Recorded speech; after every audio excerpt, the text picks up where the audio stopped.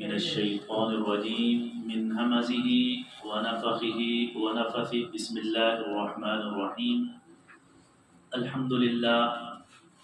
آج ہم تراویح میں 28ویں پارے کی تلاوت سماعت فرما رہے تھے۔ اس بارے میں جو صورتیں ہیں ان میں جو مضامین بیان ہوئے ہیں وہ وہی ہیں جو پچھلی صورتوں میں مکی صورتوں میں ہیں۔ اس میں کچھ صورتیں مکی ہیں اور کچھ مدنی ہیں۔ پہلی جو صورت ہے سورۃ المجادلہ، یہ مدنی صورت ہے۔ اس میں آغاز میں ایک بہت ہی اہم مسئلے کی وضاحت کی گئی ہے اور اس کے بارے میں آپ صلی اللہ علیہ وسلم کو مکمل رہنمائی دی گئی ہے۔ نبی کریم صلی اللہ علیہ وسلم پر جو دین جو وحی نازل ہوئی ہے وہ اللہ کی طرف سے ہے، اور اس سے ثابت ہوتا ہے کہ نبی کریم صلی اللہ علیہ وسلم کوئی بھی بات اللہ کی اجازت کے بغیر نہیں کرتے تھے۔ اس صورت کے آغاز میں جو پہلی آیت ہے اس میں ایک بہت ہی اہم مسئلہ اس کی وضاحت کی گئی ہے۔ ہوا یہ کہ ایک صحابیہ ہیں جو اللہ کے نبی صلی اللہ علیہ وسلم کے پاس آئی اور آ کر اپنا مسئلہ بیان کیا۔ اس کے بارے میں آپ صلی اللہ علیہ وسلم سے پوچھ گچھ کی، کچھ سوالات کیے تو نبی کریم صلی اللہ علیہ وسلم خاموش ہو گئے۔ اس کے بارے میں آپ کو علم نہیں تھا، کہا کہ یہ ایک نیا مسئلہ ہے جسے شریعت کے اندر زہار کے نام سے یاد کیا جاتا ہے۔ یہ تھا کہ اہل عرب کے ہاں بھی جب کسی اپنی بیوی کو چھوڑنا ہوتا تو وہ اس کو کہتا ہے تم میری ماں کے لیے ہو، انت کظہر امی، تم میری ماں کی طرح ہو، کیا کہ میرے لیے حلال نہیں ہو، میں تم سے نہیں رہنا چاہتا، میرے لیے حرام ہے۔ تو وہ صحابیہ آئی اور کہنے لگی میرے خامد نے مجھے ماں کہہ دیا ہے، اب میرے لیے کیا حکم ہے، میں اس کے ساتھ رہوں یا نہ رہوں؟ اللہ کے نبی صلی اللہ علیہ وسلم خاموش ہو گئے، اور یہ نیا مسئلہ تھا، آج سے پہلے پیش نہیں آیا تھا۔ تو اللہ تعالیٰ نے اسی وقت وحی نازل کر دی، قد سمع اللہ قول التی تجادلک فی زوجہا وتشتکی الی اللہ واللہ یسمع تحاورکما۔ اللہ فرماتا ہے تحقیق اللہ نے سن لیا اس کی بات کو جو آپ سے آ کر اپنی بات کی وضاحت مانگ رہی تھی، آپ سے بات چیت کر رہی تھی اور اپنے خامد کی شکایت کر رہی تھی، اللہ تعالیٰ نے اس کی بات کو سن لیا۔ حضرت اما جان عائشہ رضی اللہ تعالیٰ عنہ فرماتی ہیں کہ میں بالکل قریب ہی بیٹھی تھی، وہ عورت آپ صلی اللہ علیہ وسلم سے آہستہ آہستہ بات کر رہی تھی، ایک گھریلو مسئلہ ہے تو وہ شرماتے ہوئے اللہ کے نبی صلی اللہ علیہ وسلم سے آہستہ سے پوچھ رہی ہے۔ تو حضرت عائشہ رضی اللہ تعالیٰ عنہ فرماتی ہے کہ مجھے اس کی باتوں کی سمجھ نہیں آ رہی تھی کہ وہ کیا کہہ رہی ہے، لیکن میں حیران ہوں کہ اللہ تعالیٰ نے فوری طور پر وحی نازل کر دی اور لفظ بھی کیا بولا، قد سمع اللہ، تحقیق سن لیا اللہ نے۔ تو حضرت اما جان عائشہ فرماتی ہیں مجھے تب پتہ چلا کہ اللہ تعالیٰ ہمارے اتنا قریب ہے، اللہ ہمارے سنتا ہے۔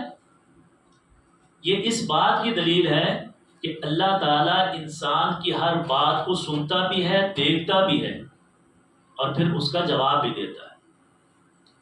تو اس آیت سے، اس صورت کے اندر سے، اس مسئلے سے کتنے ہی مسائل جو ہے وہ اخذ ہوتے ہیں۔ تو اللہ تعالیٰ نے فرمایا ہے میں نے سن لیا تمہاری بات، تو آپ صلی اللہ علیہ وسلم کو پھر اللہ تعالیٰ نے پورا جو ہے وہ طریقہ بتایا کہ اب یہ میاں بیوی کیسے رہ سکتے ہیں۔ اللہ نے فرمایا ہے کہ تمہارے منہ کے کہنے سے تمہاری ماں نہیں بن جاتی، یہ غلط روش ہے، اس کو ختم کیا جائے۔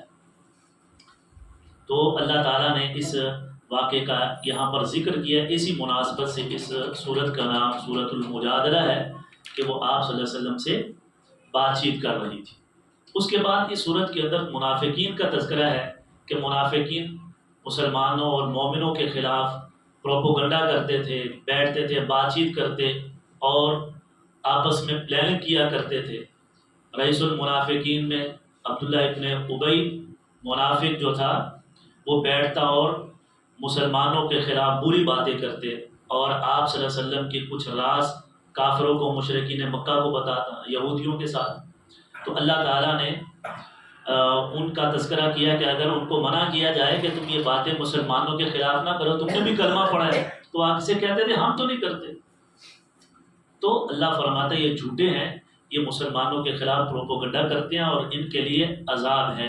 اللہ فرماتا ہے یہ جو الم تر الی الذین نہوا عن النجوى ثم يعودون لما نهوا عنه ويتناجون بالاثم والعدوان ومعصیة الرسول, یہ گناہ کے کام کرتے ہیں, سرکشی کرتے ہیں, اللہ اور اس کے رسول کی نافرمانی کرتے ہیں. جب انہیں منع کیا جاتا ہے تو بار بار اسی کام کو دہراتے ہیں. تو اللہ فرماتا ہے ان کا ٹھکانہ کیا ہے, حسبہم جہنم یصلونہا, یہ ان کا ٹھکانہ جہنم ہے اور ہمیشہ ہمیشہ جہنم کے اندر رہیں گے. اللہ تعالیٰ نے ان کو پکڑنا ہے تو پھر ان کو سزا بھی سخت ہوگی.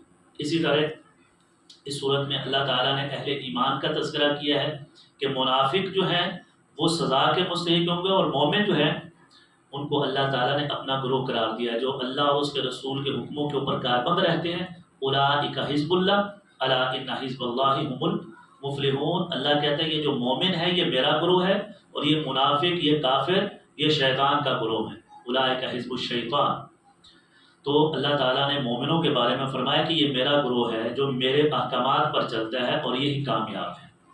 اللہ تعالیٰ ہمیں بھی ایسے لوگوں میں شامل کرے. اس کے بعد سورۃ الحشر ہے. اس سورت کے اندر جو ہے مضامین ہیں, ان میں سر فہرست اللہ تعالیٰ نے مسلمانوں کو اموال فے ہے, مومنوں پر اللہ نے جو انعامات کیے ہیں ان کا ذکر ہے. اللہ کے نبی صلی اللہ علیہ وسلم کی اطاعت اور بندگی کا ذکر ہے کہ اللہ کے نبی صلی اللہ علیہ وسلم کی اطاعت کرنی ہے اور اللہ کی بندگی کرنی ہے, اللہ کا حکم ماننا ہے, رسول کا حکم ماننا ہے. اور اگر کوئی اللہ اور اس کے رسول کے حکم نہیں مانے گا, اپنی منمانی کرے گا تو اس کی سزا کیا ہے. تو اللہ تعالیٰ نے ان سے منع کیا, ذالک بأنہم شاقوا اللہ ورسولہ ومن یشاقق اللہ فإن اللہ شدید العقاب. اللہ کہتا ہے وہ لوگ جو اللہ اور اس کے رسول کی مخالفت کرتے ہیں, ان کے حکموں کے خلاف چلتے ہیں, اللہ تعالیٰ ان کو پکڑ کرے گا اور ان کو سزا دے گا. اس کے بعد اللہ تعالیٰ نے کچھ مومنوں کو حکم دیا ہے کہ اپنے اعمال کا محاسبہ کرتے رہنا ہے. اللہ فرماتے ہیں یا ایھا الذین آمنوا اتقوا اللہ ولتنظر نفس ما قدمت لغد واتقوا اللہ. اللہ سے ڈر جاؤ اے مومنو اور اپنے آپ کو دیکھو. ولتنظر نفس ما قدمت لغد, اپنے آپ کو دیکھو, اپنا محاسبہ کرو کہ میں نے کل کے لیے کیا کیا ہے, آئندہ مر جاؤں گا اس کے لیے میں نے کیا تیاری کی ہے, اللہ کے سامنے پیش ہونا اس کی کیا تیاری کی ہے. یہ نہ ہو کہ تم یہاں پر رہتے ہوئے اپنے آپ کو بھول جاؤ. ولا تکونوا کالذین نسوا اللہ فانساہم انفسہم اولئک هم الفاسقون. اللہ کہتے ہیں ایسے لوگوں کی طرح نہ ہو جانا جنہوں نے اللہ کو بلا دیا پھر اللہ نے بھی انہیں بلا دیا. ٹھیک ہے, اللہ کو یاد رکھنا ہے, اپنا محاسبہ کرنا ہے اور اللہ سے اپنے گناہوں کی معافی مانگتے رہنا ہے.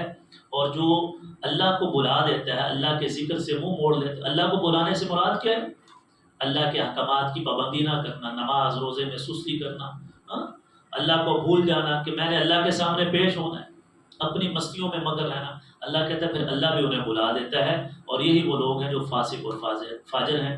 اس کے بعد اللہ تعالیٰ نے اس صورت کے اندر قرآن کے نزول کا جو ذکر کیا ہے کہ قرآن اللہ کی کتاب ہے اور یہ کتنی اہم اور اللہ کی بڑی کتاب ہے, اس کی اہمیت کتنی ہے.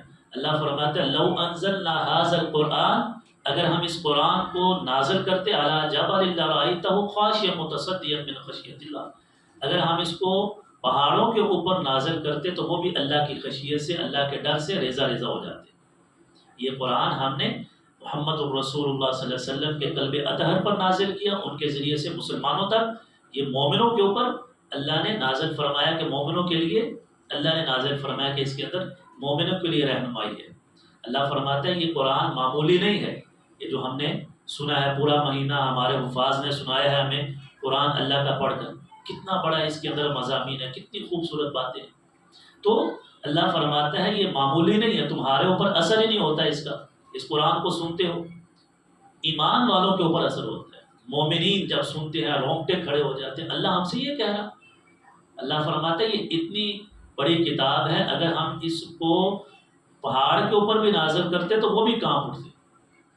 تو جو منافقین ہیں وہ سنتے ہیں، ان کے اوپر اس کا کچھ اثر نہیں ہوتا، کافروں کے اوپر اثر نہیں ہوتا، مومنوں کے اوپر اثر ہوتا ہے. جیسے اگر اللہ تعالیٰ نے پچھلی سورۃ الانفال میں بھی ذکر کیا ہے کہ جب بندہ جو مومن ہیں وہ جب سنتے ہیں ان آیات کو، وَإِذَا تُلِيَتْ عَلَيْهِمْ آيَاتُهُ زَادَتْهُمْ إِيمَانًا وَعَلَىٰ رَبِّهِمْ يَتَوَكَّلُونَ، ان کا ایمان بڑھ جاتا ہے اور ان کے دل کانپ جاتے ہیں اللہ کی آیات کو سن کر. اس کے بعد اس سورت کے آخر میں بہت ہی خوبصورت اللہ کے ناموں کا ذکر ہے. اللہ تعالیٰ نے توحید کا ذکر کیا ہے، اپنی بندگی کا. هو اللہ الذی لا الہ الا هو عالم الغیب. اللہ کے صفاتی نام جو ہیں وہ اس آیت کے اندر ذکر ہوئے ہیں. کتنے ہی خوبصورت نام ہیں. تو اللہ تعالیٰ ہمیں ان ناموں کو یاد کرنے کی توفیق عطا فرمائے. اس کے بعد سورۃ الممتحنہ ہے. اس میں جو بنیادی موضوع ہے جو ایک اہم ہے وہ یہ ہے کہ اللہ تعالیٰ نے مومنوں کو کافروں کے ساتھ دوستی کرنے سے منع کیا ہے. کافروں کے ساتھ تعلقات، جو پکے کافر ہیں، جو اللہ اور اس کے رسول کے دشمن ہیں، مسلمانوں کو حکم ہے کہ ان کے ساتھ تعلقات قائم نہیں کرتے، ان کے ساتھ کسی قسم کا لین دین نہیں کرنا ہے. اس کے اندر اس کا جو شان نزول وہ یہ ہے کہ ایک صحابی حضرت حاتب بن ابی بلتہ رضی اللہ تعالیٰ، وہ جب مدینہ میں آئے تو مکہ کے اندر ان کے بیوی بچے تھے.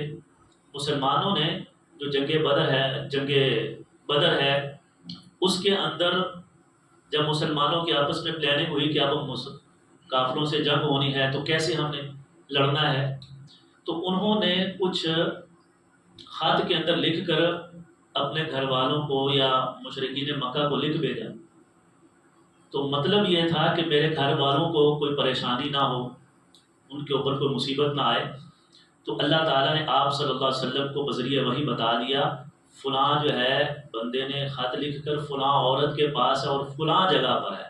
آپ صلی اللہ علیہ وسلم نے صحابہ اکرام کو، حضرت علی کرم اللہ وجہ اور ایک دو اور صحابہ اکرام کو بھیجا، فلاں جگہ پر فلاں قافلے میں ایک عورت ہے، اس کے پاس خط ہے، وہ لے کر آؤ. وہ سارا اللہ تعالیٰ نے بتا دیا تھا. تو آپ صلی اللہ علیہ وسلم نے بھیجا اور حضرت علی گئے اور وہ قافلے کو روک لیا اور عورت کو کہا وہ خط دے دو. لیکن میرے پاس تو ہے ہی نہیں. کہا ہمیں جس نے خبر دی ہے وہ کبھی جھوٹ بولتے ہی نہیں ہے. خط تمہارے پاس ہے، اگر نہیں دو گے تو ہم تمہیں برہنہ کر دیں گے، پھر ہم وہ خط لے کر جائیں گے. تو اس نے پھر وہ اپنی چٹیا سے نکال کر دے دیا جب دیکھا کہ یہ تو چھوڑنے والے نہیں ہیں. تو حضرت حاتب بن ابی بلتہ رضی اللہ تعالیٰ سے پوچھا تو انہوں نے سیدھا سیدھا بتا دیا اللہ کے نبی میرے سے یہ غلطی ہوئی، میرا مقصد راز فاش کرنا نہیں تھا، میں نے تو اپنے گھر والوں کی حفاظت کے لیے تاکہ وہ مشرکین مکہ میرے گھر والوں کی کچھ حفاظت کرے اور ان کو نقصان نہ پہنچائے. تو معافی مانگی تو اللہ تعالیٰ نے معاف کر دیا کیونکہ وہ بدری صحابی تھے اور سچے مومن تھے. تو آپ صلی اللہ علیہ وسلم نے ان کو معاف کر دیا. صحابہ اکرام نے کہا ہمیں حکم دے ہم اس کو قتل کر دیں. فرمایا نہیں، اللہ تعالیٰ نے جب ان کو معاف کر دیا ہے تو اللہ تعالیٰ نے یہ آیات اسی پس منظر میں نازل کی. یا ایھا الذین آمنوا لا تتخذوا عدوی وعدوکم اولیاء. اے مومنو تم میرے دشمنوں کو اور جو تمہارے بھی دشمن ہیں ان کو اپنا دوست نہ بناؤ. وہ تمہارے کبھی بھی دوست نہیں ہو سکتے، وہ تو دشمن ہے پکے. تمہارے بھی دشمن ہیں، اللہ اور اس کے رسول کے بھی دشمن ہیں، دین کے بھی دشمن ہیں. تو ان جو پکے کافر ہیں ان کو تم نے دوست نہیں بنانا ہے. تو اللہ تعالیٰ نے یہ آیات نازل فرمائے اور پھر فرمایا یہ جو تمہارے رشتہ دار ہیں جن کی تم حفاظت کی فکر لگی ہوئی ہے، لن تنفعکم ارحامکم ولا اولادکم یوم القیامہ. اللہ اور اس کے رسول کے مقابلے میں، اللہ کی اطاعت کے مقابلے میں، دین کے مقابلے میں تمہارے یہ رشتہ دار، تمہاری اولاد تمہیں کوئی فائدہ نہیں دے گی. وہاں پر یہ تمہارے کچھ کام نہیں آئے گی. وہاں پر اللہ اور اس کے رسول کی اطاعت کام آئے گی، اللہ کی بندگی کام آئے گی. تو اللہ تعالیٰ نے فرمایا قیامت کے دن یہ رشتے ناطے کام نہیں آئیں گے، اس لیے ان کی فکر کرنے کی ضرورت نہیں ہے. دین کو بچانا ہے، ایمان کو بچانا ہے، یہی اصل کامیابی ہے. تو اللہ تعالیٰ نے اس صورت کے اندر تیسرا جو مضمون ہے وہ یہ ہے کہ اللہ تعالیٰ نے آپ صلی اللہ علیہ وسلم کو حکم دیا ہے کہ آپ نے حضرت ابراہیم علیہ السلام کے دین کی پیروی کرنی ہے، جیسے انہوں نے اللہ کی توحید کے اوپر کوئی کمپرومائز نہیں کیا ہے، حتیٰ کہ اپنے گھر کو چھوڑ دیا، اپنے بیوی بچوں کو چھوڑ دیا، ہاں، اور اللہ کی توحید کے لیے آگ میں جانا برداشت کر لیا۔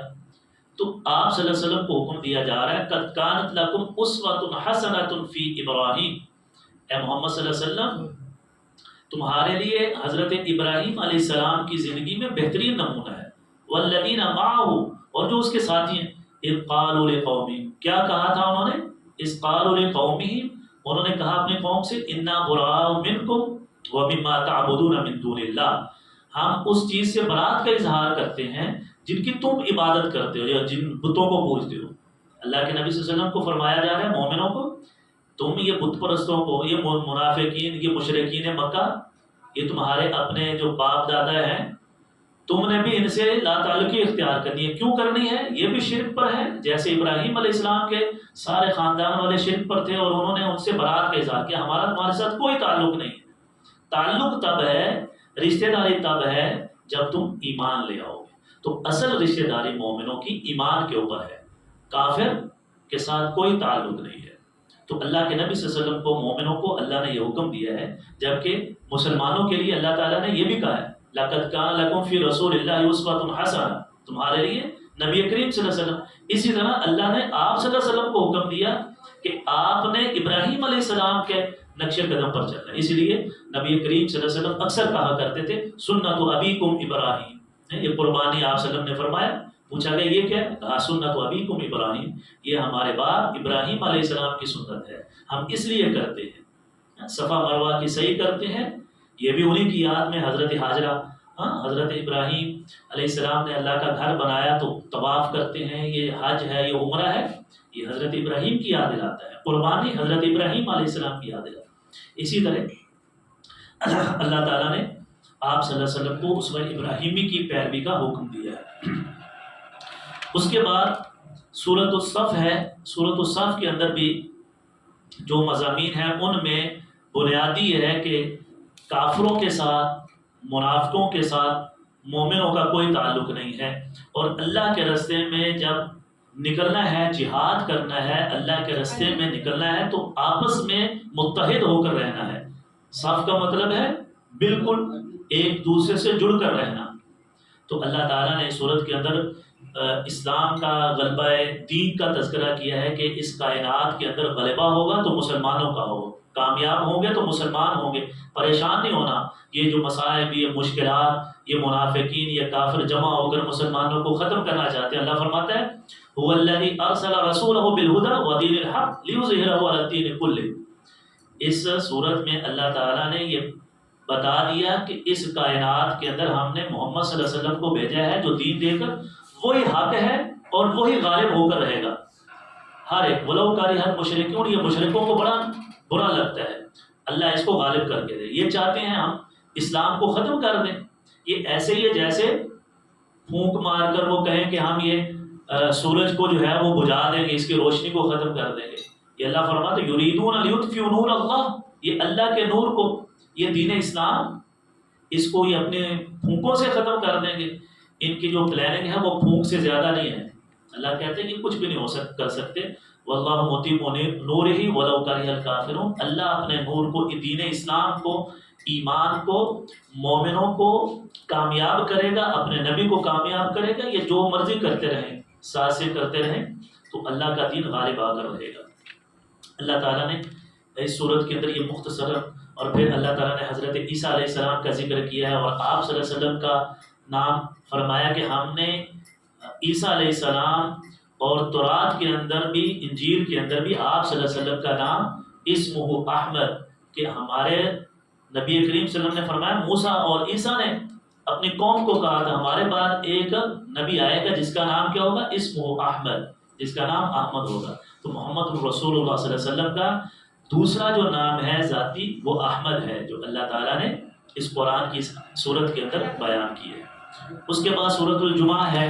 جمعہ سورت کے نام ہی سے ہے کہ اس کے اندر اللہ تعالیٰ نے جمعہ کا ذکر کیا ہے، جمعہ کی فرضیت اللہ فرماتے ہیں جب اذا نودی للصلاۃ من یوم الجمعہ فاسعوا الی ذکر اللہ، تو اس کا ذکر ایسی مناسبت سے اس کا نام سورۃ الجمعہ رکھا گیا ہے کہ جمعہ کے وقت میں اگر جمعہ کی اذان ہو جائے تو خرید و فروخت کو چھوڑ دو۔ تو بعض محدثین مفسرین کہتے ہیں جمعہ کی اذان کے بعد جو خرید و فروخت ہے وہ حرام ہے، وہ نہیں کرنے چاہیے۔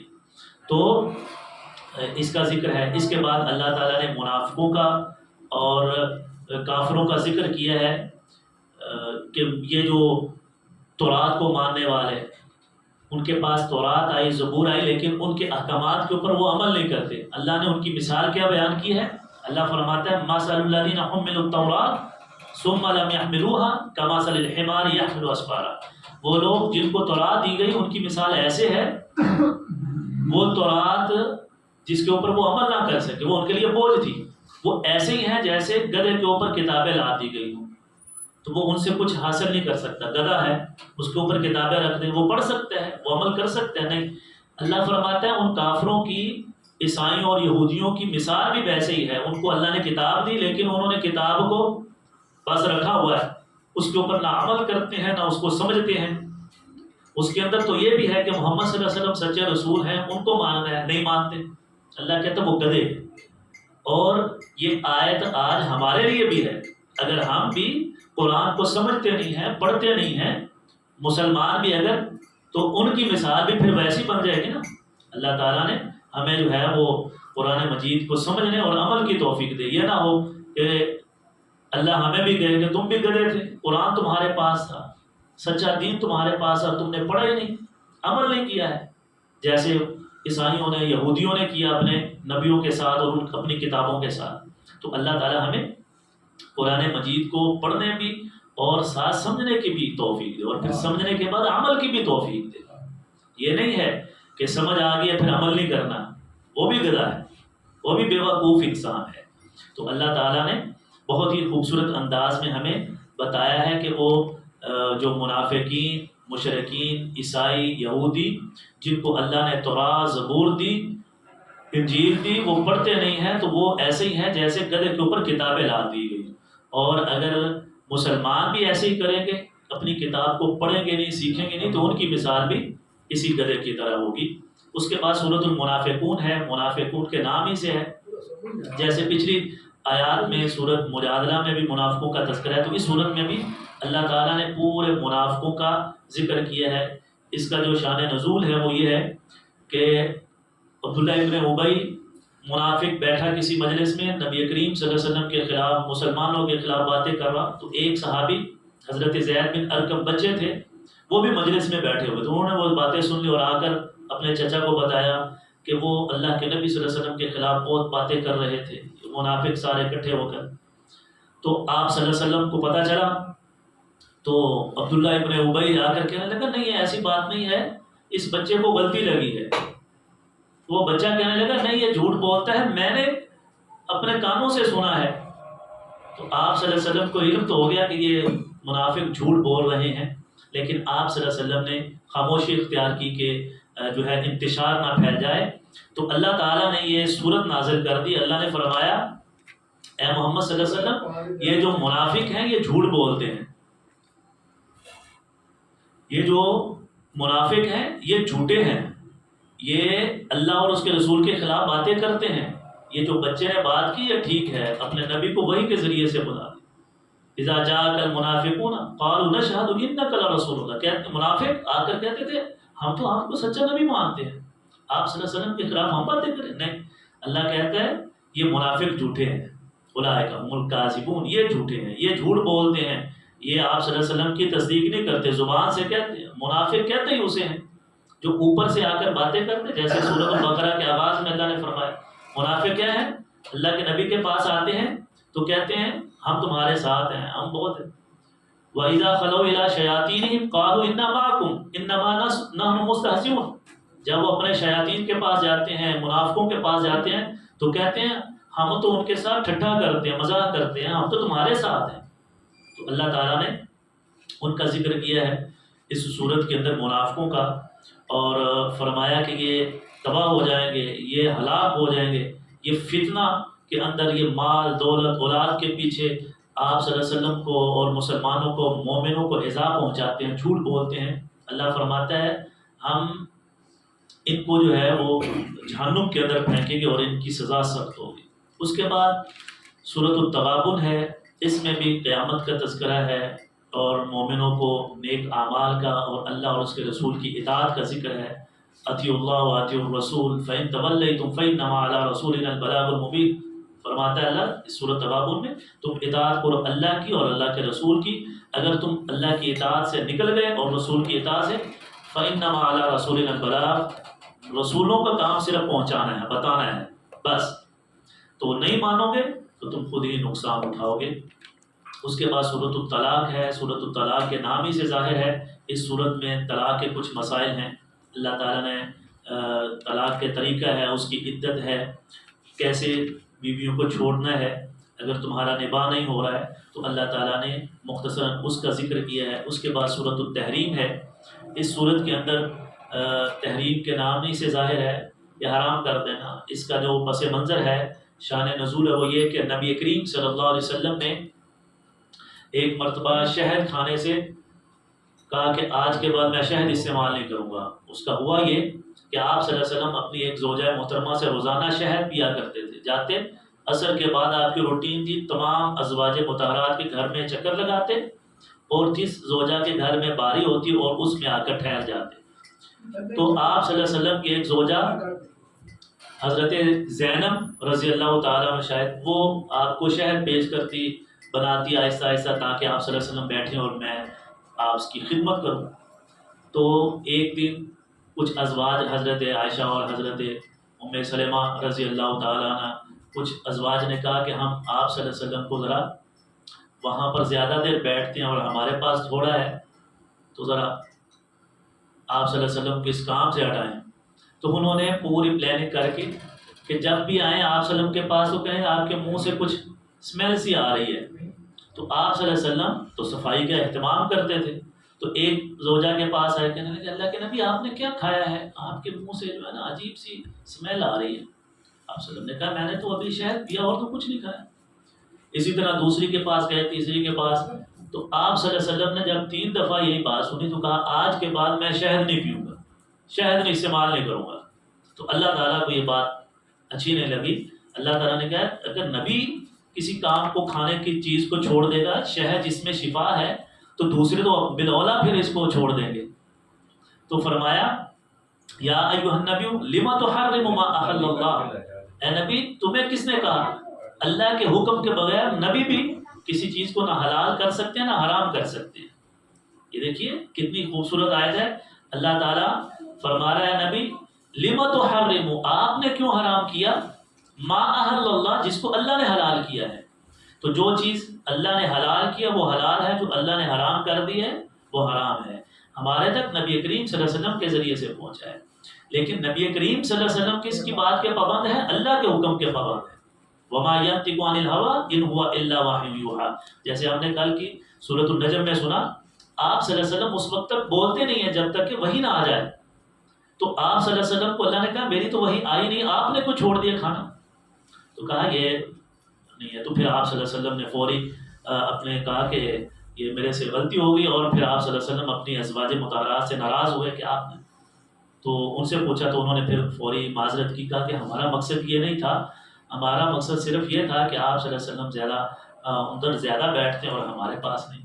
تو پھر آپ صلی اللہ علیہ وسلم آتا ہے کہ ان سے 1 مہینہ ناراض رہے، پھر انہوں نے معافی مانگی ازواج مطہرات نے، اللہ تعالیٰ نے بھی آپ صلی اللہ علیہ وسلم کو وحی کے ذریعے سے بتایا، آپ صلی اللہ علیہ وسلم نے پھر اپنی ازواج مطہرات کے ساتھ جو ہے وہ عام روٹین میں آئے، تو اللہ تعالیٰ نے اس کا تذکرہ بھی کیا ہے، یا ایھا الذین یا ایھا النبی لما تحرم ما احل اللہ لک تبتغی مرضات ازواجک، کیا تو اپنی بیویوں کو خوش کرنے کے لیے، وہ کہہ رہے ہیں اسمیل آ رہی ہے تو بس ان کو خوش کرنے کے لیے میری حلال کردہ چیز کو حرام کرتے، ایسا نہیں ہونا چاہیے۔ اللہ تعالیٰ نے آپ صلی اللہ علیہ وسلم کو پورا وہ واقعہ بذریعہ وحی بتا دیا، پھر ازواج مطہرات نے بھی اقرار کیا اور کہا ہم نے تو ایسے نہیں، تو اس کا تذکرہ۔ اس کے بعد اللہ تعالیٰ نے ان صورت کے اندر مومنوں کو حکم دیا ہے کہ اپنے گھر والوں کی بھی فکر کرنی ہے، یہ نہیں ہے کہ خود نماز پڑھ لی ہے، روزے رکھ لی ہیں، بس میں بخشا. اپنی اولاد کو، گھر والوں کی تربیت کرنا، دین سکھانا، یہ بھی ذمہ داری ہے. یا ایھا الذین آمنوا قوا انفسکم واہلیکم نارا، کہ اپنے آپ کو بھی اور اپنے گھر والوں کو بھی جہنم کی آگ سے بچاؤ. یہ نہیں ہے کہ میں نمازیں پڑھ رہا ہوں بس ٹھیک ہے. تو اسی سے ثابت ہوا کہ دینی تعلیم دینا اپنے بچوں کو، گھر والوں کو، یہ مرد کے اوپر لازم ہے. جیسا کہ آپ صلی اللہ علیہ وسلم فرماتے ہیں کلکم راع و کلکم مسئول عن رعیتہ، تم میں سے ہر ایک اللہ کے ہاں جواب دہ ہے، اور جو اس کی رعیت ہے، اس کے ماتحت ہیں، ان کے بارے میں اسے سوال کیا جائے گا کہ تم نے ان کو بتایا نہیں. قیامت کے دن بچے کہیں گے ہمارے ابا جان، ہمارے دادا ابو، ہمارے تو بڑے خود پڑھتے تھے، ہمیں نہیں کہتے تھے. ان سے پوچھا جائے گا نا کہ نماز نہیں پڑھتے تھے، تو وہ آگے سے بچنے کے لیے، یہ ہے نا جیسے یہاں پر ہے کہ استاد سے بچنے کے لیے دوسرے پر ڈال دیتے ہیں. وہ امی نے مجھے لکھایا نہیں تو میں نے پیپر کی تیاری نہیں کی، میرا ٹیسٹ ٹھیک نہیں ہوا، یہ ہو گیا وہ ہو گیا. تو اسی طرح قیامت کے دن بھی بہانے کریں گے، تو پھر ڈالیں گے جی ہمارے باپ نے نہیں کہا تھا، ہمیں تو کبھی اٹھایا نہیں تھا، خود پڑھنے چلے جاتے تھے نماز. تو اللہ تعالیٰ ہمیں اپنے گھر والوں کی بھی فکر کرنے کی توفیق عطا فرمائے. الحمدللہ جیسے یہاں پر ہم نے دیکھا ہے بچوں کو ساتھ لے کے آتے ہیں، بہت اچھی بات ہے. تو سب کو چاہیے کہ اپنے آپ کو، جیسے ہم چاہتے ہیں نا ہم آگ سے بچ جائیں، تو اپنے گھر والوں کی بھی فکر کریں. جیسے ہم دنیا میں ہمارا بیٹا جو ہے وہ سوئچ میں انگلیاں دے رہا ہو تو ہم بیٹھے رہیں گے؟ نہیں، فوری پکڑیں گے اسے، بیٹا ہے یہ نقصان ہو جائے گا، کرنٹ لگ جائے گا. تو اسی طرح ہمیں اپنے بچوں کی، اپنے گھر والوں کی، بیوی کی، بیٹیوں کی، بیٹوں کی، جو ہمارے قریبی ہیں، اسی طرح آپ کے پاس کام کرنے والے ہیں، وہ غلط کام کرتے ہیں، وہ نماز نہیں پڑھتے، ان کو بھی ہمیں سمجھانا ہے. اللہ تعالیٰ نے مومنوں کو حکم دیا ہے یا ایھا الذین آمنوا قوا انفسکم واہلیکم نارا وقودھا الناس والحجارہ علیہا ملائکۃ غلاظ شداد، اس آگ سے بچاؤ جس آگ کا ایندھن کیا ہے؟ لوگ ہیں. یہ لوگ ہی ڈالے جائیں گے آگ میں، جہنم میں، اسی سے آگ بڑھائی جائے گی. اللہ تعالیٰ ہمیں اس آگ سے محفوظ فرمائے. اس کے بعد اللہ تعالیٰ نے مومنوں کا ذکر کیا ہے کہ مومنوں کی توبہ کا ذکر کیا ہے. مومنوں توبہ ایسی کرنی ہے جو پکی سچی ہو. یا ایھا الذین آمنوا توبوا الی اللہ توبۃ نصوحا. اس کا پھر اللہ فرماتے ہیں ہم بدلہ کیا دیں گے؟ جنت دیں گے، تمہارے گناہوں کو معاف کر دیں گے. اس کے بعد اللہ تعالیٰ نے آخر میں مثال دی ہے مومنوں کی، دو مثالیں دی ہیں. ضرب اللہ مثلا للذین آمنوا امرأۃ نوح وامرأۃ لوط. نوح علیہ السلام اور لوط علیہ السلام کی جو بیویاں ہیں ان کا ذکر ہے، اور کہا کہ یہ دونوں جو ہیں ہمارے نیک بندوں کے بعد تھی. دونوں کے خاوند نبی ہیں، بہت نیک ہیں، لیکن بیویاں نافرمان ہیں. اللہ فرماتا ہے تو اللہ ان کو جہنم میں داخل کرے گا. کیوں داخل کرے گا؟ ان کی فرما برداری نہیں کی، ان کا حکم نہیں مانا، اطاعت نہیں کی، اللہ کا حکم نہیں مانا. تو اللہ کہتا ہے یہ نہیں ہے کہ وہ نبی کی بیوی ہے، اگر وہ بھی غلط کام کرے گی تو اسے بھی سزا ہوگی. اسی طرح اللہ تعالیٰ نے دوسری مثال بیان کی ہے وَضَرَبَ اللَّهُ مَثَلًا لِلَّذِينَ آمَنُوا امْرَأَتَ فِرْعَوْنَ. ایک طرف فرعون کی بیوی ہے جو ایمان لے آئے اللہ پر، خامد اس کا نافرمان ہے، اللہ کا نافرمان ہے. اللہ کہتا ہے وہ جنت میں جائے گی. جو اللہ کے رسول کی اطاعت کرے، اللہ کو مانے گی، جو اللہ پر ایمان رکھنے والے ہیں، وہ جنت میں جائیں گے. اللہ تعالیٰ کی جو ہے نعمتوں کا ذکر اللہ کا ان کے ساتھ ہے، اللہ کی بخشش کا وعدہ ان کے ساتھ ہے. تو اللہ تعالیٰ نے ان کا ذکر کیا ہے. اللہ تعالیٰ ہمیں بھی نیک اعمال بجا لانے کی توفیق عطا فرمائے اور برے اعمال سے محفوظ رکھے، اور اللہ ہمارے گھر والوں کو، ہمارے بیوی بچوں کو بھی ایمان کے اوپر کاربند رکھے. اللہ ہمیں ان کی اچھی تربیت کرنے کی توفیق عطا فرمائے. وما علینا الا البلاغ المبین. سبحانک اللہم وبحمدک اشہد ان لا الہ الا انت استغفرک واتوب الیک.